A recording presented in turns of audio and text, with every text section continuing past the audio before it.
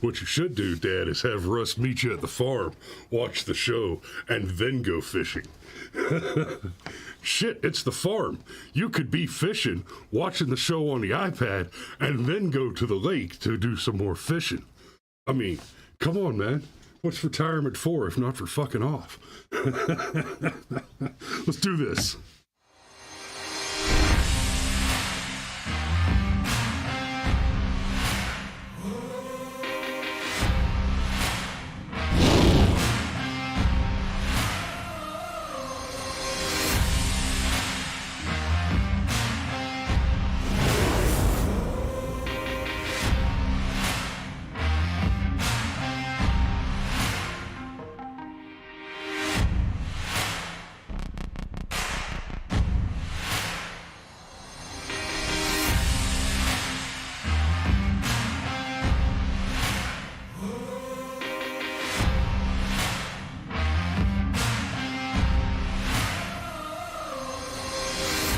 So first, Striker asks, do fish like brush fires?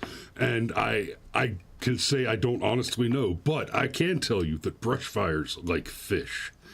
Yes, Lord. Now, Ma and Granddad say they're enjoying the farm and are watching this morning. Glad to have you with us. Striker has first blood with his comment, Tucker doing the uncovering of J6, but things will pop off to obfuscate, and here we go with some of that. I see Danny's with us this morning. Good morning, sunshine. Love to see you with us. Scrimshaw's with us. I see Fish and Golf and Guns. And GCM. GCM, I am going to reference some of your work this morning, I think. I've got a clip pulled up that is going to be part of our conversation this morning. So, Joe Buddy, I think that's a new one, but no mean tweets. The world is better with Creepy Joe. World War III is better than Trump. Biden 2024. Come on, man. Corn Pop was a bad dude. Corn Pop was a bad dude, Joe. Thanks for joining us this morning. If you haven't already, go ahead and hit that subscribe button. And I want y'all to share this one because I don't know if you noticed or not, but the description that I wrote this morning, I rarely do this, but I'm just going to straight read the description to you because it's kind of an open letter to Governor Kemp, sort of. And it reads, hey, Governor Kemp, what are you going to do about this? There has been an occupation of a so-called autonomous zone near the under-construction Atlanta Public Safety Training Center for over a year now. In recent months, it's closer to 2 years, by the way. In recent months, that occupation, which is itself worthy of a military response, I'll get to that in a minute, has turned violent. Earlier this year, one protester fired a gun at police and was sent to hell on the monorail of justice for his efforts, an activity which I applaud, by the way. But over this past weekend, there were even more coordinated attacks on the site. Protesters from all over the world identifying as members of Antifa and, among them, a Southern Poverty Law Center attorney have been arrested in connection with the attacks and charged with, among other crimes, terrorist activity. Surprise, surprise. Many of the nation's most trusted news outlets continue to refer, however, to the activity as a protest or a demonstration. This is not a demonstration, Governor Kemp. These are acts. This is the conduct of war being conducted by, among others, United States citizens organized under a singular banner and involving extra-national assistance and interference.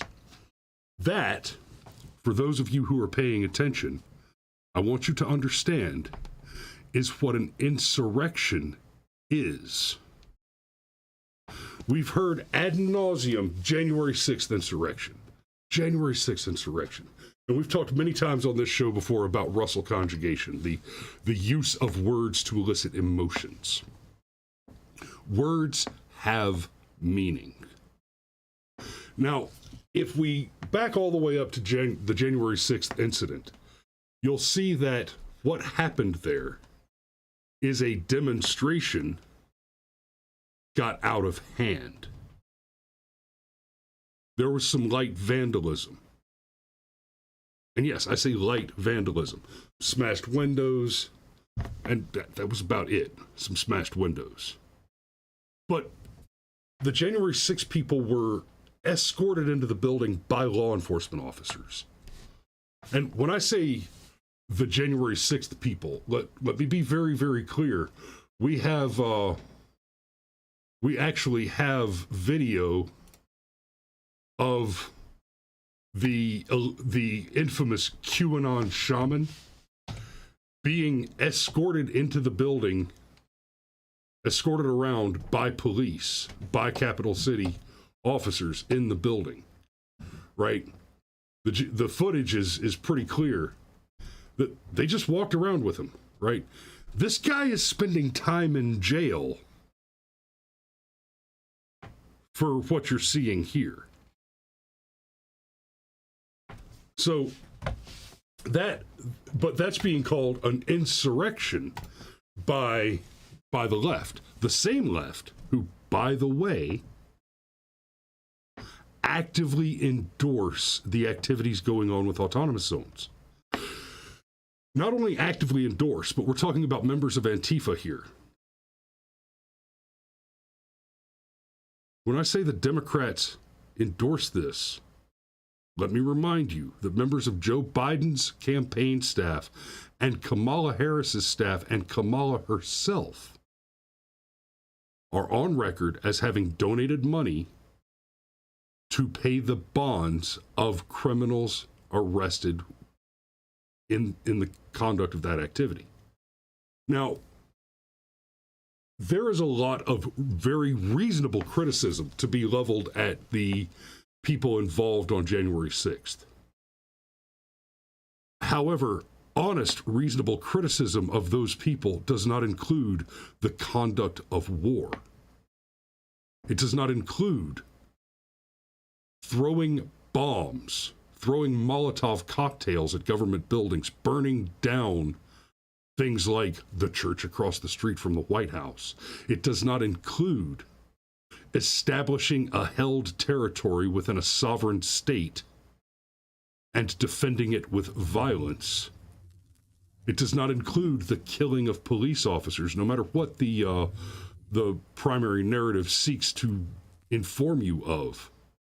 I was talking to a friend the other day who is somebody that I know and trust, and I know he's not as plugged in and informed on news as I am, obviously because I do this every day, and my intel background.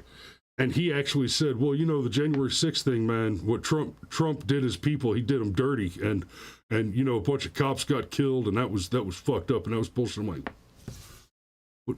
A bunch of cops got killed? No cops got killed on January 6th by protesters at the Capitol.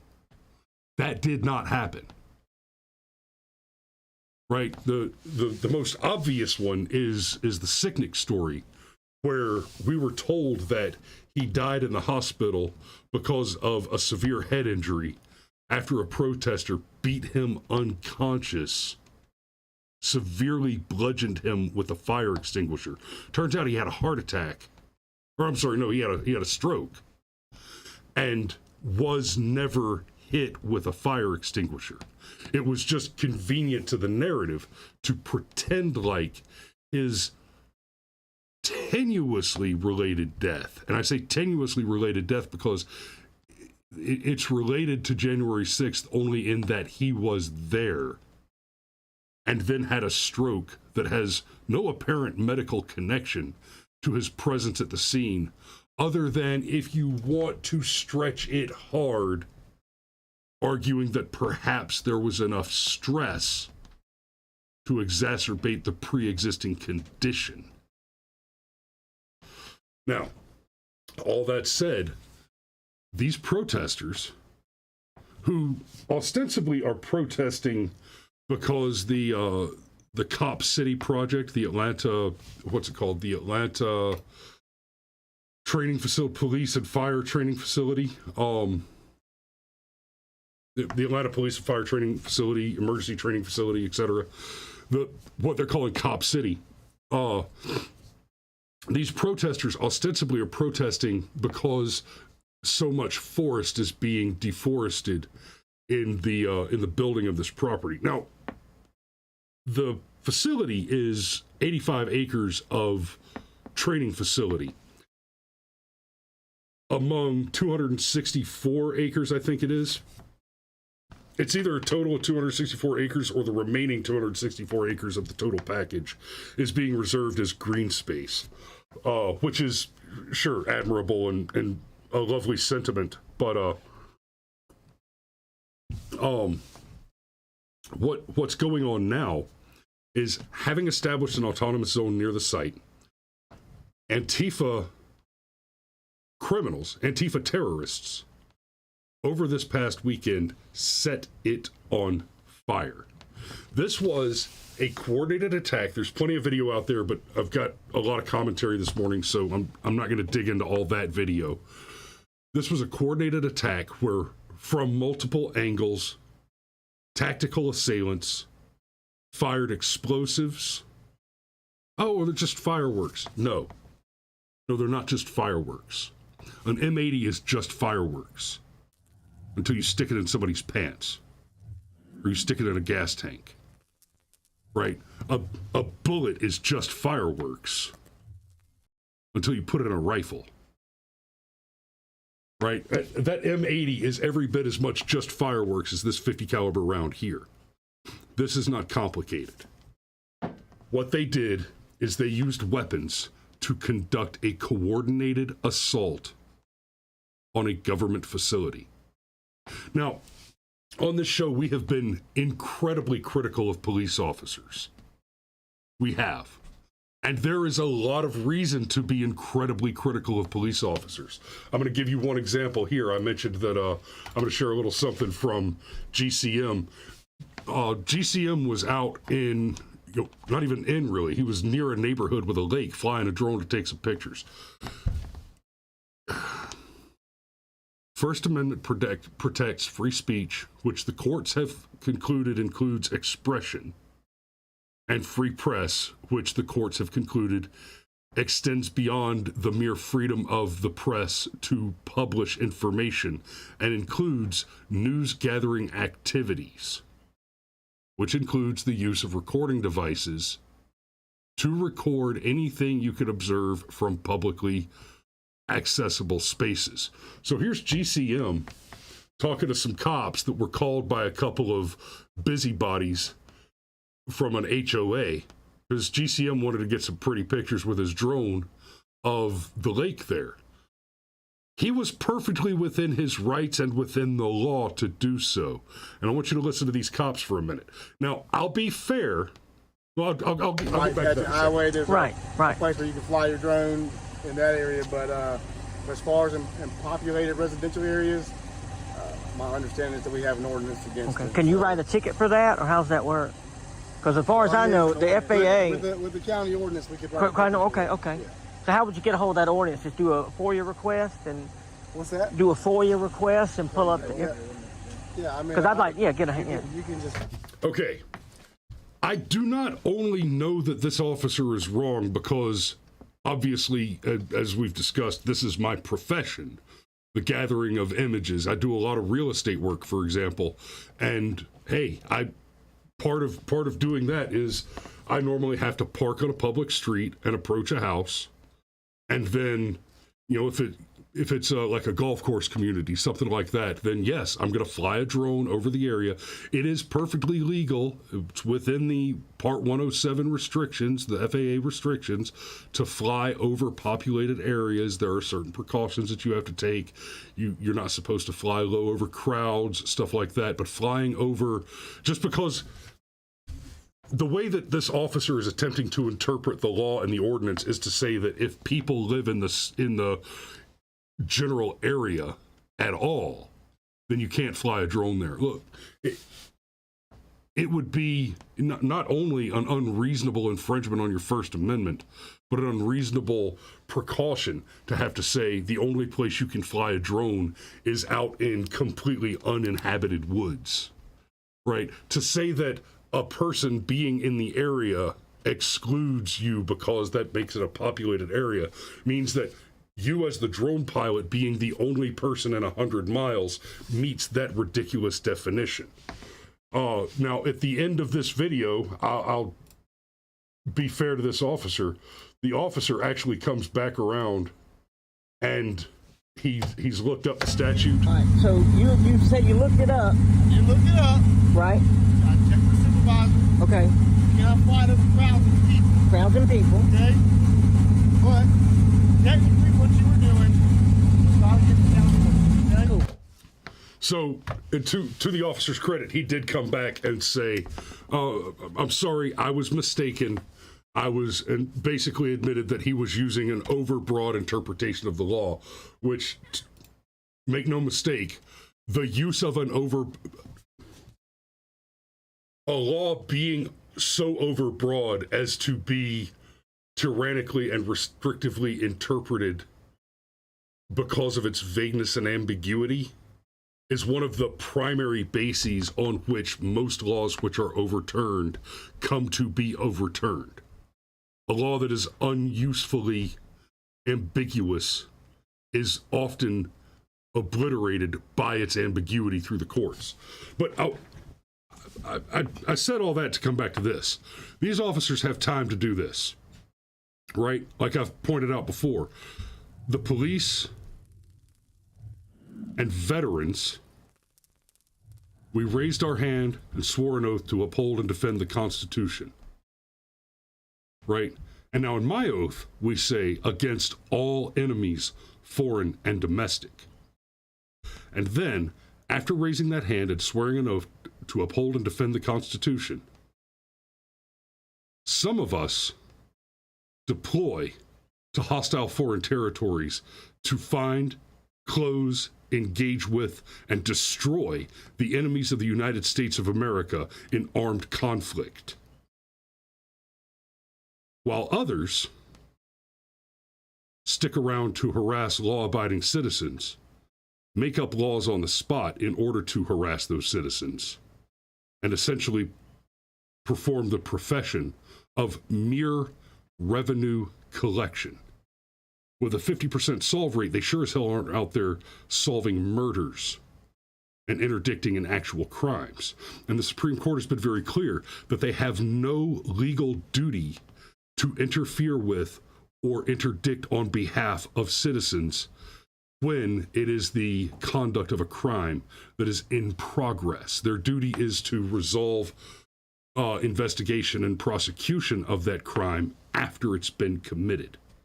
If you have a cop that happens to step in and save your life from a bad guy with a gun, you didn't have a cop help you. You happened to get lucky and get a good guy that happened to be in a badge, because the cop, under the law, is not there for that. The legal expectation is that the officer will take extraordinary hazards against the public in order to protect his own safety so that he can then prosecute the investigation of the crime. But they have all the time in the world.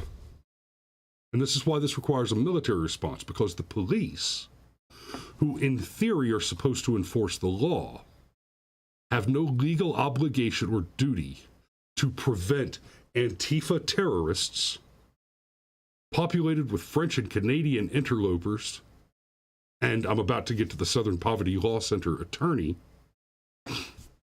are conducting an insurrection against a police facility, and they still don't have the nutsack to go and do what's right. Governor Kemp, I wonder, when are you going to sprout a sack of nuts and mobilize the National Guard to go and put down the armed insurrection that is being conducted in your state? You found all the wherewithal you needed to prosecute the McMichaels after no less than 6 experienced prosecutors ruled it a clear self-defense case. You had no qualms about getting the GBI involved to go and hunt down a clearly racially motivated prosecutor from a dozen counties away to come in and do the work that 6 other prosecutors said should not be done because it was not a questionable case. It was a clear-cut case of self-defense. And you cannot bring yourself to interdict meaningfully when foreign and domestic enemies of the United States of America are conducting acts of war in your sovereign state.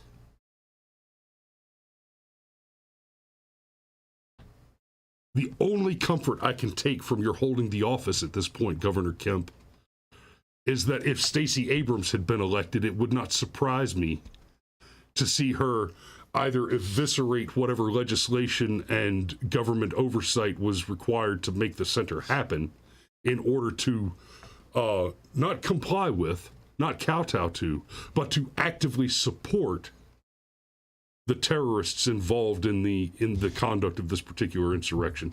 It would not surprise me to see her order the police themselves to join with the terrorists and tear down what construction had already been managed. That's the only quiet comfort I can take from Kemp holding the office at this juncture. Your weakness on this will be remembered when you run for re-election. I'll make sure of that personally. Now, I'm going to close on this last piece of the equation that I think is important to it. In a way, it's kind of funny, but attorney among 23 charged with domestic terrorism in Atlanta Cop City attack. Now, like I've said many times before, New York, Pitt Danny says Kemp can't run again. Well, that's good to know. The New York Post says attorney among 23 charged with domestic terrorism in Atlanta Cop City attack. I like the New York Post, and I like to go to their articles generally because it was the Post that broke the Hunter Biden story, which the importance of the Hunter Biden story cannot be overstated, largely because the investigation into the Hunter Biden story has done so much to expose the social media industrial complex for its active interference in the 2020 election. But the headline says an attorney. The article tells us an attorney with the Southern Poverty Law Center is among the 23 protesters who have been charged with domestic terrorism after they allegedly, we have it on video, there's no alleged to it, they in fact did hurl Molotov cocktails and fireworks at a future Atlanta police training facility, cops said on Monday. Thomas Webb Jurgens, 28 years old, was one of the nearly 24 people detained on Sunday in what police have described as a coordinated attack on the still under construction Atlanta Public Safety Training Center. There it is, Atlanta Public Safety Training Center, dubbed Cop City. But like I said, normally I like the New York Post. They do a pretty good job. But this next sentence just makes my butthole pucker. Jurgens is a staff attorney with SPLC, that's the Southern Poverty Law Center, described as the left-leaning anti-hate group, according to the State Bar of Georgia and his since deleted LinkedIn page. Left-leaning anti-hate group. The SPLC is the opposite of a hate group. Is the opposite of an anti-hate group. Whenever you hear a left-leaning entity referred to as an anti-hate organization, let's go back to some late 90s, early 2000s terminology for critical comparison. Remember when the phrase reverse racism was popular? Oh, that's reverse racism. That's when somebody who's not white is racist to a white person. Because if you're not white, you can't be racist, because racism is power plus privilege. Shut up. Just shut up. You're saying words, and those words have meanings. There is no such thing as reverse racism. If you are a racist,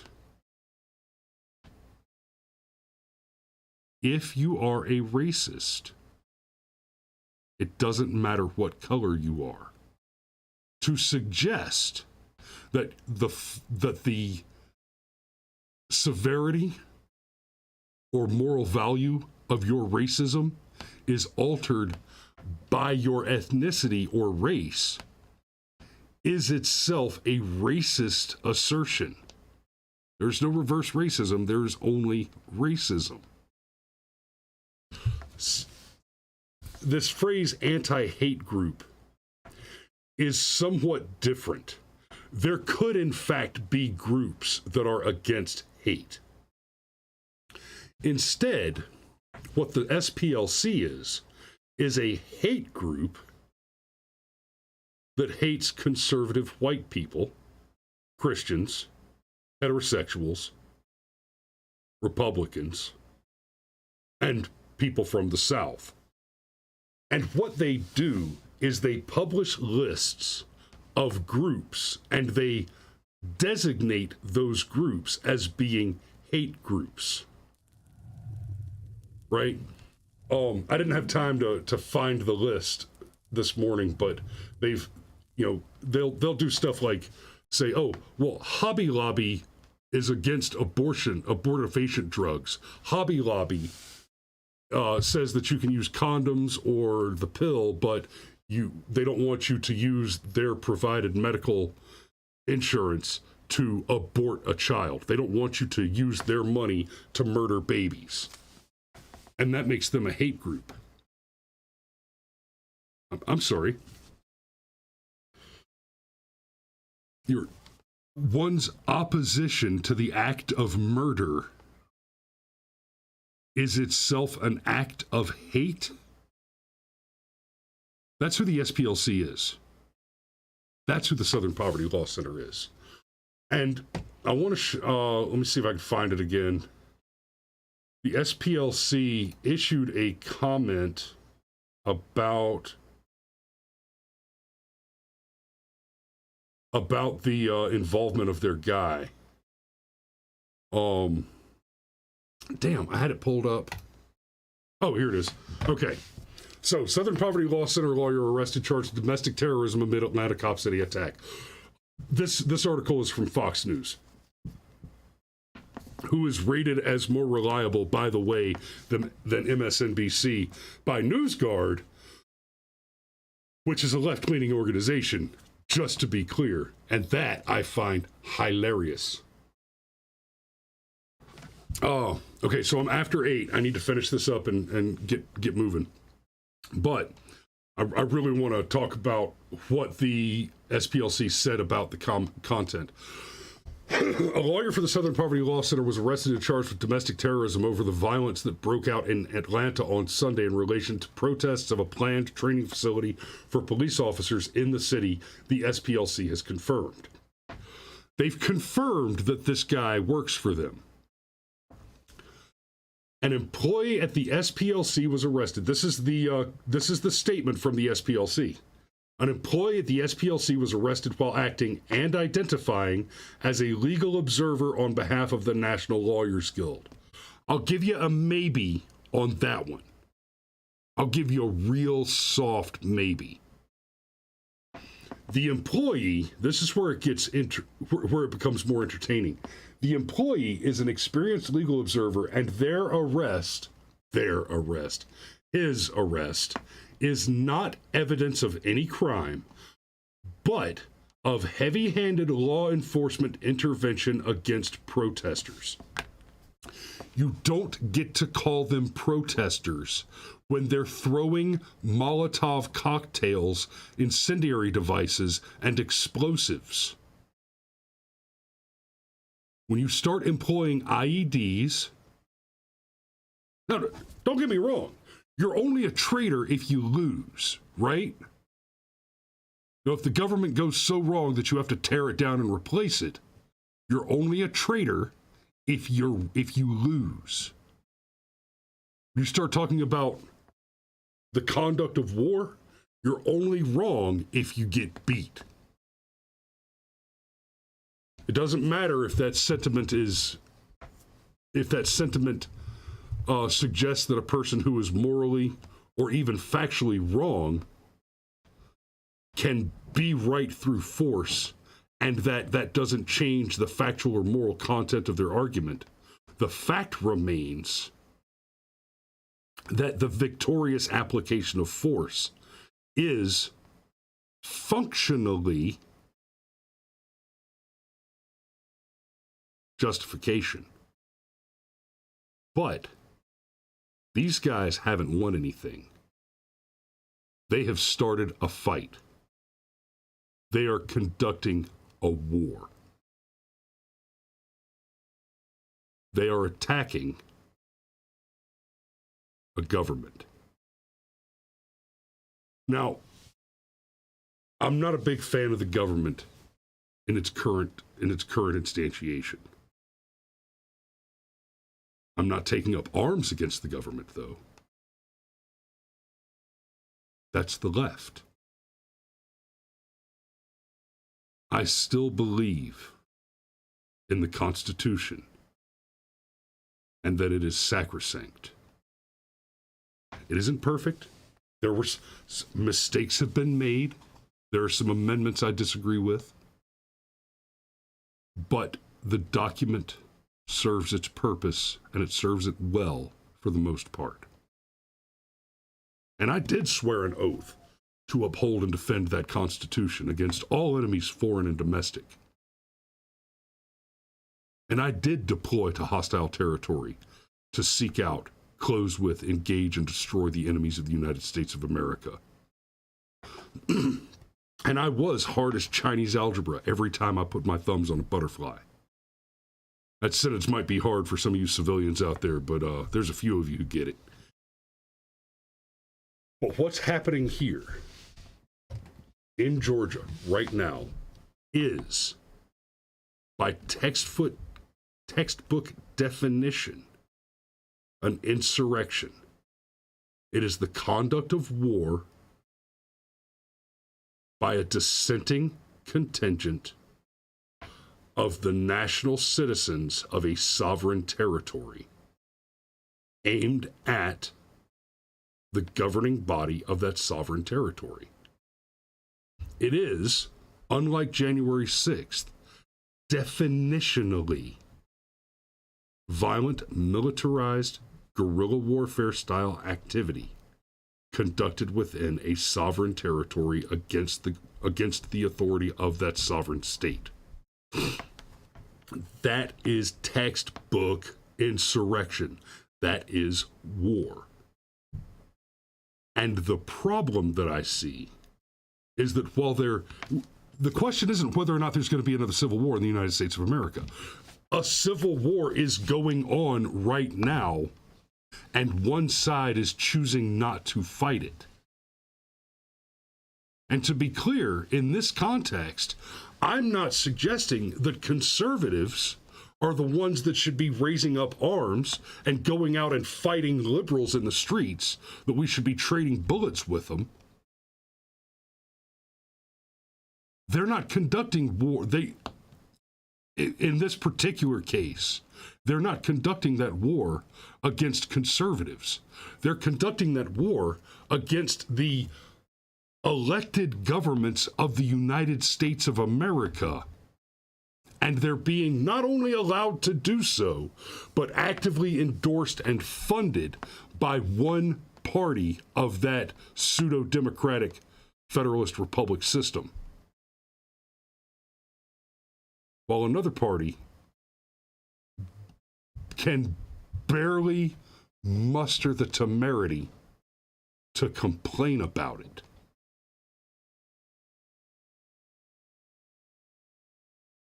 So, when I say be safe, when you go out there, right, you guys will hear me say be safe often. I don't subscribe to the safety first mentality where everything has to be eschewed for safety. No, coffee first, mission second, safety's like fourth or fifth, right? But it's still important.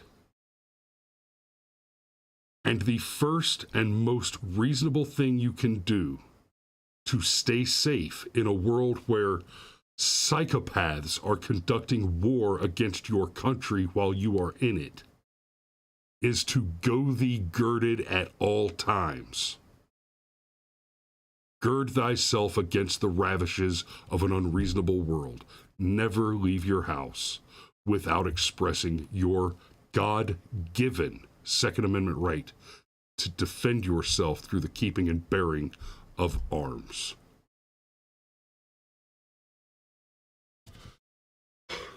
So I'm going to end on a bit of an apology.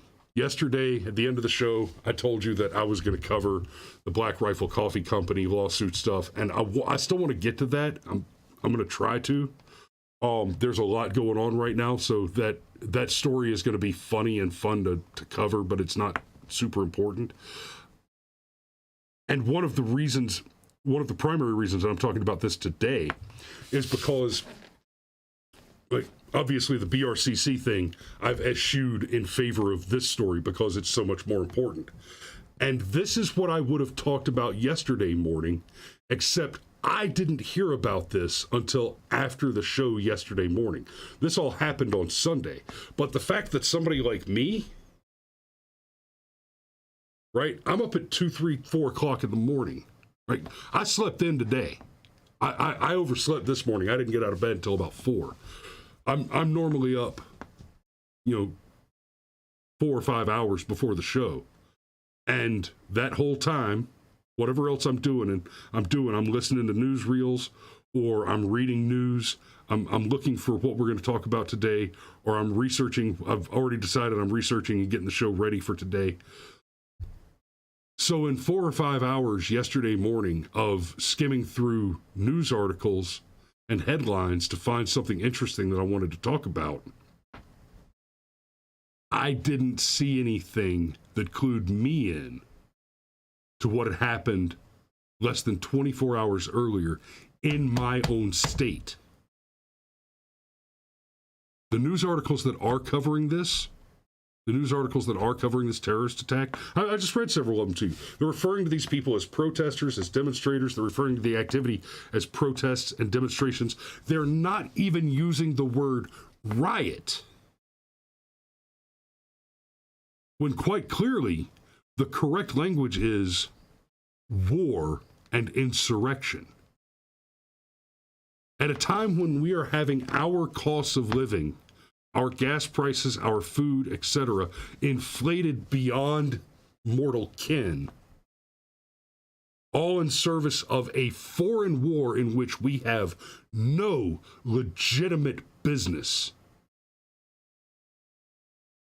Our government entities cannot be bothered to even defend themselves with reasonable retaliatory force against a fire-throwing insurgency in our own homes.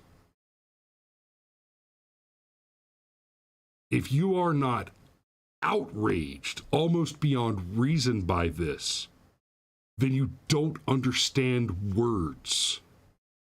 Because nothing else I could say could impress upon you the gravity of a situation where foreign nationals, in concert with local organizations, are conducting war against your government with impunity.